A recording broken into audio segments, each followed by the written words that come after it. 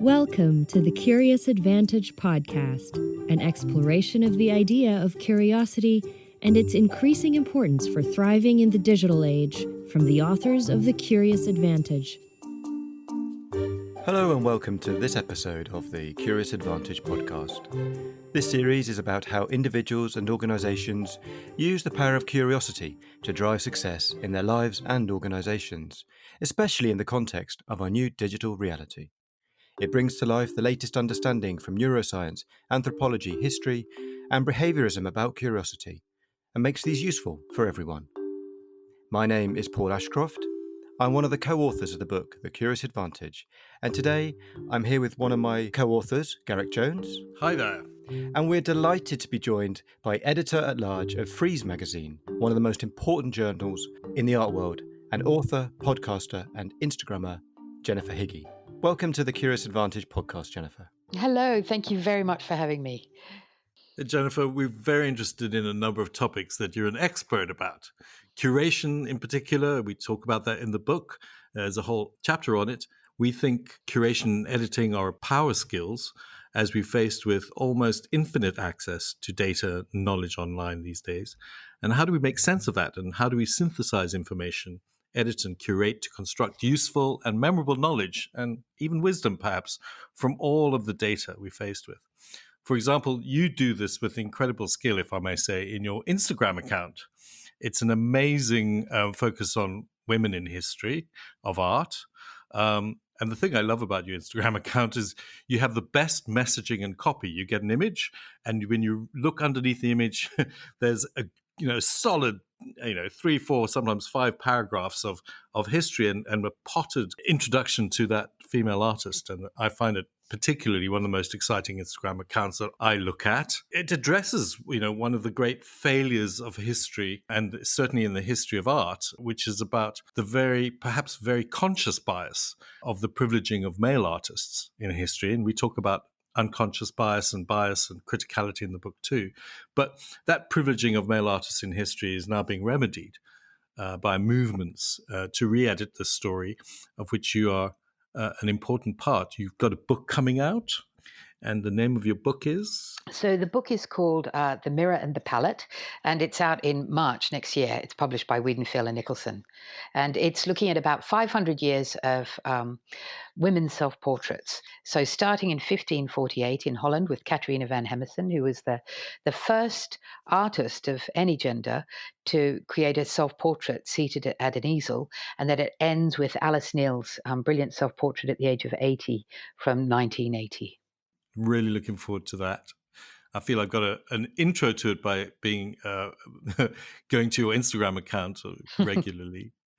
And you also have a great podcast called Bow Down, Women in Art History, which I encourage all of our listeners to take a peek at and subscribe to. It's brilliant if you're interested in art, and certainly brilliant if you're interested in recontextualizing art, understanding the place of women in art history. Just wonderful. Thank you. We're excited to find out all about women in history. What would you say is the story of women in art? Well, the story of women in art, like all stories, is a very complex one. And I think it's important from the start to differentiate between women in Western art history and women in many indigenous cultures around the world. Because, as I'm sure you know, women's creativity and contribution is often at the core of many indigenous cultures around the world. But it's a different story in Western art history. Basically, women have always made art, but for various complicated reasons, there's been a mass gender exclusion from the writing of the history of art in terms of women. There were women in antiquity that Pliny talked about. There were women in the Middle Ages. Many of them were craftspeople. And then, of course, in the Renaissance, there was a great flowering of women's creativity, even though it was so hard for a woman to be an artist. They were banned from apprenticeships, banned from the academy. They weren't allowed to paint naked models. They weren't allowed, for example, to work on a scaffold, which meant that they couldn't work on the great chapels, especially in Italy. So, but despite all of these things that were thrown against them, still she persisted. And I think this is a fascinating example of the human spirit overcoming terrible things that have been flung against these poor women, they still managed to rise up and create wonderful pictures and sculptures. It seems, as you say, that women have been ignored throughout history. Why do you think this is? Why do you think women have been ignored? Well, we have to qualify that slightly because actually there's something curious happened in the early 20th century when women were actually ignored more than they had been in previous centuries in terms of art. Although, of course, they weren't given the kind of attention that male artist or male achievement was given. They were mentioned, like Vasari mentioned quite a few women artists. Vasari, of course, is the great Renaissance art historian, in a sense, the first art historian. And then for the next few hundred years, there were quite a few books written about women's contribution. But come the 20th century, there's a sudden silence that happens.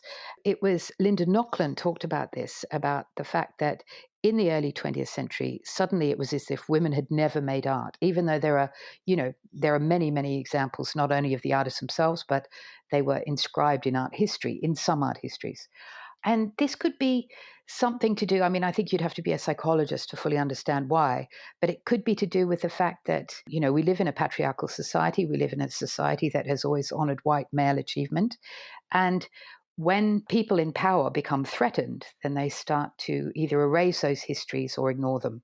So that could have been what happened. Though, as women became more empowered as the 20th century progressed, men became more threatened. I mean, you look at, some of the great textbooks of art history in the 20th century.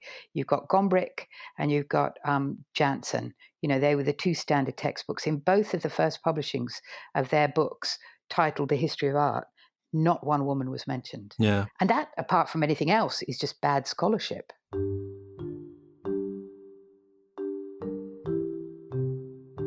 Jansen was my enormous art book that we had to study for theory of art when I was at school. Mm.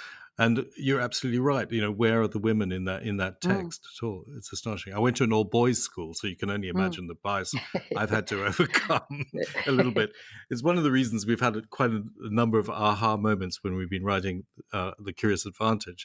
And one of our chapters is on criticality and specifically looking at unconscious bias and conscious bias, epistemic injustice, for example. We have to be aware. If we're going to be curious about anything, we have to be aware of our own biases as well as the bias that might be in the things we discover, and step back for a moment, try and stay emotionally uninvolved and get to a point where we can make a solid judgment about what we're learning.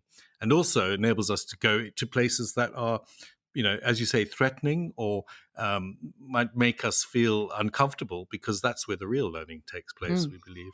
Are there some great stories that you have of one or two great women in art, historic, modern, or contemporary, who you love? Oh, absolutely. I mean, there are so many. And when I was writing my book on women's self-portrait, the last 500 years of women's self-portraits, I talk about 22 different women from around the world. And, I'd always known about gender exclusion, but I'd never realized the extent of it. And then you see what some of these women overcame to become, the artists that they were, lauded and successful. And these are phenomenal women. I mean, to be an artist is hard enough. To be a woman artist, say in the 17th or 18th centuries, is really hard. One of my favorite stories is that of the great Renaissance painter, Sophonisba Anguissola, who was born in Cremona. Most women artists from the past, they had a father who was an artist, which gave them access to a studio. But actually, she had a rather rakish nobleman of a father who realized how gifted his daughters were. And I thought, in the best possible way, wanted to exploit their talents and nurture them, because it meant that he might be able to get some money from their gifts. And so Sophonisba was one of 5 very gifted girls. And she was so gifted that her father sent off some early sketches that she did to Michelangelo. And it was of a young girl laughing. Michelangelo wrote back apparently that he loved the drawing, but he would rather see a picture of a young boy crying. Yeah. And so, Sophonisba then whipped up a drawing of her younger brother being bitten by a crayfish. And this drawing apparently influenced Caravaggio later on. Yeah. And anyway, Michelangelo was apparently so impressed that it's not absolutely sure, but there are lots of letters that support the theory that Sophonisba then went to Rome and actually studied informally with Michelangelo for quite a few years. And then she becomes appointed to the court of Philip II in Spain. And she goes to Spain, and there are wonderful eyewitness reports of her dancing wildly at the marriage of Philip II. And then she becomes this renowned painter in Spain. She's married off by the age of 40 because they felt it was a bit scandalous she wasn't married. But her husband then died in mysterious circumstances that involved Albanian pirates. And then on her way back to Italy, this remarkable woman falls in love with a much younger sea captain. And against the wishes of her family, she marries him and they have a very happy time together. And she dies around the age of 90 in Palermo. And Van Dyck went and painted her. He did a famous portrait of her when she was about 86 or 87. And he said that he learned more about the craft of painting because apparently she was a terrible backseat painter. She was telling him what to do the whole time. He said she was the greatest teacher, and she became renowned throughout Europe. And yet, who knows about Sophonisba Anguissola, except something rather wonderful happened earlier this year. And the Prado in Spain, in its 250 years, it's only ever once before done a show of a woman artist, Clara Peters, the great Dutch still life painter. And the Prado, earlier this year, and I just got to see it before lockdown, did a brilliant two-person show of Sophonisba Anguissola and the other great Italian Renaissance woman painter, Lavinia Fontana, who was very influenced by Sophonisba. Yeah. And it was a brilliant, brilliant show. And just seeing the scope of her work. But the problem was she signed her paintings when she was very young. But when she was older and when she was in Spain, she didn't sign her paintings. So there's a lot of problems around attribution. So the idea is to find a Sophonisma hanging around somewhere. Absolutely, yeah. What can we learn about curiosity from great women in art, do you think? Well, I think the great women in art, they exemplify the power of curiosity, because these are women who have absolutely no political agency. They're essentially owned by their fathers or their brothers. They're meant to stay in a very rigid and small world as wives or mothers or nuns, essentially. Yet these women look outside the window. They're rampantly curious about what's happening out there, and against all odds, they go out and they find it. They forge careers. They do precisely what you're not meant to do as a woman at the time. And they do it brilliantly, and you can't do that without curiosity from the curiosity about like, how do you mix paint to, how do you ground the canvas? How do you represent your own face? What angle of it do you do? In this age of photography, it's like making imagery. We forget that making images in the past was highly technical and a huge, craft and a making, building, construction craft, right from, as you say, grinding the paint, mixing the oils, all the way to forming the final image. Absolutely. You're listening to the Curious Advantage podcast, inspired by the book The Curious Advantage, written by Paul Ashcroft, Simon Brown, and Garrick Jones. Subscribe to the podcast today. Artists are known for being curious, almost a curious species. What would you say is your definition of curiosity, and what has been the role of curiosity in your life? Well, I think for me, curiosity is the antithesis of complacency. Curiosity is about not accepting traditional narratives. It's about being restless with received truths. It's about being creative with what the world throws at you. And it's also about not just reiterating what you know, but about exploring what you don't know. And do you have an example of where you've tried that out for yourself in your work? I went to art school in Australia in the 80s and 90s. Even then, this is quite recent history. We weren't taught anything about women in art history. I just accepted that narrative at first that, there were no women painters in the Renaissance. There were no great Baroque women painters. There were no painters in the 19th century. But there really were. And I started to discover that there were. I think it was when I read Griselda Pollock's extraordinary book, Old Mistresses. And, so I went, oh my God, there were women, but I don't know about them. And how do I find out about them? And, apart from a few key texts like, the aforementioned Linda Nochlin, Griselda Pollock, Germaine Greer wrote an extraordinary book, The Obstacle Race, which took her 10 years, and that was about women in art history. It's an amazing book. So I started to think, I wonder if I could find a woman who was born every day of the year, a woman artist from the past who I didn't know about. And that's why I started my Instagram account, which then led to my podcast and really led to my book. You've been the editor of Frieze, which is one of the most important art magazines about today. And we believe it's absolutely vital. The skill of curation and editing, an important part of being curious, especially in the digital age. What do you think are some of the principles for being a great editor or a great curator? Obviously, every editor brings their own stamp to a magazine. But for me, it was very important that we had a real balance in Frieze between looking at, say, an established artist who we hadn't covered before with an emerging artist who not many people might know about, but we thought was doing something really interesting, about recognizing what the major museums and spaces, non-profit spaces were doing around the world, but also looking at what the very interesting things that commercial spaces were doing.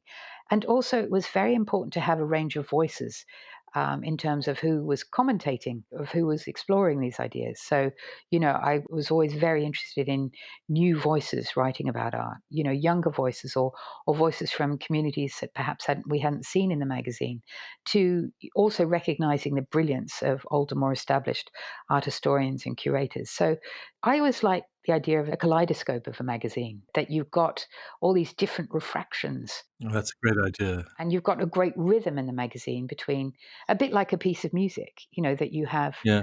you have your andante and then you have your allegro, that you have, so it doesn't become monotone or monochrome. You must have an enormous community. You were talking about community of and a network of people who were bringing you lots of information, bringing you information of what's new, what's going on, what's contemporary, what's hot. Can you talk a little bit about how you make sense of all of this infinite world of data so that you could synthesize it down into the curation of the magazine? Mm. Well, I do think that this is a mix of systems and intuition. A bit like, when you go into a party, you sort of know where you make a beeline for someone, but you might get waylaid on the way by someone interesting who you realize you've got to stop and talk to. As I mentioned before, we would have a framework for the magazine of, the various slots that you want to fill in the magazine, new voices, old voices, recognizing new achievement and honoring people who've been working for decades in the field. But in terms of a network, it's a mix of, I personally would go to as many shows as I could. And, often I would be blown away by something that I hadn't expected that I would be blown away by. And so then you quickly make room in the next issue or online to recognize that. It's a matter of talking to lots and lots of people, to having a brilliant editorial staff. Like at Frieze, we always had lots and lots of discussions, lots of arguments, editorial meetings every week. Every week people would be encouraged to, say, I saw this amazing show in a tiny non-profit in Peckham, or I went to the National Gallery in Sortition and it was the most amazing show I'd ever seen. So, it's about conversation and distilling that conversation into something that you feel might be of interest to other people as well. Because to put a magazine together is, in a sense, it's an act of seduction. We're bombarded with information. Why should someone stop and read this magazine at this point in time? Well, it's amazing for me because, we put books together. I think Paul and my cycle is it takes 2 years to get a book from start to finish. And that's working at pace. And the idea of doing a magazine on a monthly basis is quite something because you're essentially creating a book every time. Yeah, Frieze is 8 issues a year. And then I also edit Frieze Masters, which comes out once a year. And that's a more art historical magazine. And of course, we've got online content. It was like having about 100 conversations in your head at once. And especially as I'm a writer as well. So it was I trained as a waitress, and I think that was very useful. A lot of the things that I learned as a waitress I carry with me now. For example, the golden rule of waitressing, which is never waste a journey. So if you go out to get someone's order, if you're going back to the kitchen, you take the plates with you. Never waste a journey. I think it's a very good rule just for life, Yeah. basically. That you always find something wherever you go. And also, when you're a waitress in a busy restaurant, if you're looking after 10 tables and each of those tables have 4, 6, or 2 people, you've got an enormous amount to process and to remember. So to be a good waitress, and I must say, I'm going to say very boastfully, I was a good waitress, you have to be extremely organized in your thinking. I was a terrible waiter, I can tell you. Were you? I love editing books. I love creating books, and I love that whole process. There's something really powerful about doing all the research and then having this mass of ideas which are all unordered and unstructured, and then finding the story through it, and also finding the order that emerges. I mean, Mm. we have a nice story about when we developed our 7Cs model of curiosity. It completely emerged from the conversations we have. We don't take it too seriously, but the reason we got to 7Cs and the idea of sailing the 7Cs of curiosity was simply because we had all of this information which started to order itself, and we found that there were about 5 categories which we labeled, all of which began with the letter C. And then we thought, well, can we extend that? And the game was, how do we make it so we got to 7Cs, and then we said 7Cs, well, sailing the 7Cs. I mean, it was that simple. A curious culture is a game changer. What does curiosity mean for you? Follow #CuriousAdvantage and join the conversation. One of the C's we talk about, as Garrick says, is curation. And when we talk about curation, there are some great concepts such as the derive and psychogeography that contemporary artists use that are great for being curious. Do you have other concepts or ideas that artists use that come to mind? Yeah. I mean, there are so many different kinds of artists, obviously, that it's hard to generalize. Thinking generally about the artists that I know and the art that I'm interested in, I think that it tends to stem from a place of unknowing often. Um, I think the best artists often, even though they might have, a very general idea of what they're looking for and what medium they're using, or, what ideas they might be exploring, they're not too fixed about what the end result will be. And so the making of the work itself reveals things to the artist and to the medium, maybe. Process itself of making art is a kind of exploration. So that's why the best art is often, it can be loosely categorized as surrealism or cubism or neo-expressionism, but often it's sort of uncomfortable with the boundaries that are containing it. So it's slightly pushing against them, or dissolving them, or slightly reinterpreting them. So most artists I know don't particularly like these kind of definitions. They might have a general interest, like they might be exploring identity politics, but the result of that exploration shouldn't be too pigeonholed. And one thing I find fascinating about what you just said there about unknowing is that in a business context, often this is the opposite of what's expected. If you arrive at a meeting and people say, well, what's your ideas? Where's your starting point? I'm going to come with the idea of, I know nothing. It's not usually the way people like to come across in these meetings. Do artists have to work at that to keep in that state or mindset of unknowing when they're approaching a new project or continuing an existing piece of work? I really think that they do. I think it's hard because, and this is one of my bugbears, is that, and I don't now mean to alienate every funding body under the sun, but funding bodies demand of artists that they behave like accountants, Yeah. And every artist I know is driven mad by funding bodies' applications. And I totally understand that funding bodies need some sort of, way of justifying the money that they're going to give to them. But at the same time, when artists are asked for what the outcome of the work will be, or who will see it, who will engage with it, how will it engage with the broader community, often you don't know that before you started. You might have a vague idea.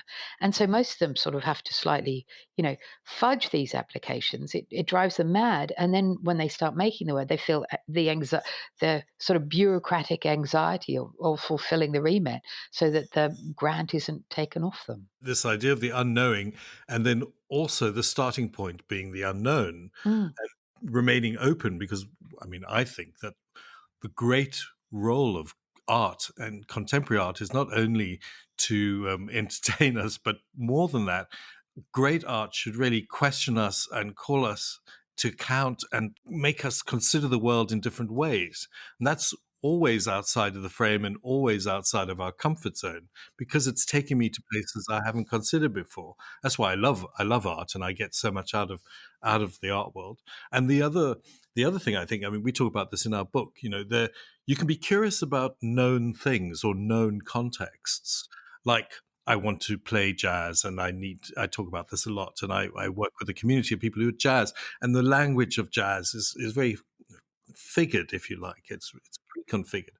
But yet art, when you need a language, but like the language of jazz, but to be an artist, and even a jazz artist, you actually take that somewhere else. You are free to go somewhere else, and you create new context as a result. I mean, which is why I really, relate to what you're talking about, the making of the piece of art, whether it's art or music, or the making of something. It creates new context entirely on its own, and it's a different way of exploring the world and different way of achieving something which is new in the world, as opposed to exploring something which is already known. I absolutely agree with you. And, I think that this might be a good moment to talk about the importance of messy thinking. Messiness often results in something new, where if you're being too tight about your own creativity or about, what you think you should be exploring, then you're just going to reiterate what's come before. And actually, harking back to these amazing women, so many amazing women in art history, you know, they were messy thinkers in a sense because they were thinking outside of what was expected of their own gender. So um, and that's why they expanded their own horizons. I think sometimes a tidy house isn't a particularly healthy house. Hmm. I love the idea of messy thinking. Uh, Jennifer, it's been so much fun to speak with you. I think if we have time for one more question, if you wanted our listeners to take one thing away from today's podcast, and particularly if they're thinking about how they could be successfully curious no matter what their context, what would that be? To my mind, remaining curious means being restless in your thinking. You ask what you might learn, not what you know. So if you go to a gallery, say, and you think, rather than head straight for, say, the Impressionists, which I've loved for the last 20 years, why don't I wander around the 16th century, Dutch still life section, which I've never really thought about, and wonder, what does a knife signify in 1620 when it's balanced rather precariously on the edge of a table? Thank you, Jennifer. That's been amazing. Such a brilliant conversation, wide ranging, talking about editing and curation and frameworks and messy thinking and women in art history and unconscious bias and conscious bias, critical thinking, and so on. Brilliant. And how do you edit a magazine rapidly? It's just so brilliant. Thank you, Jennifer. Fascinating as always. Thank you so much, Garrick and Paul. I really enjoyed it. Thank you for listening to the Curious Advantage podcast. The Curious Advantage book is now available to purchase on Amazon. Subscribe to the podcast today.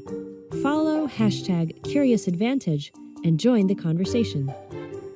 This podcast is produced by Aliki Palinelli and John McGinty and edited by Jill Damatak-Futter.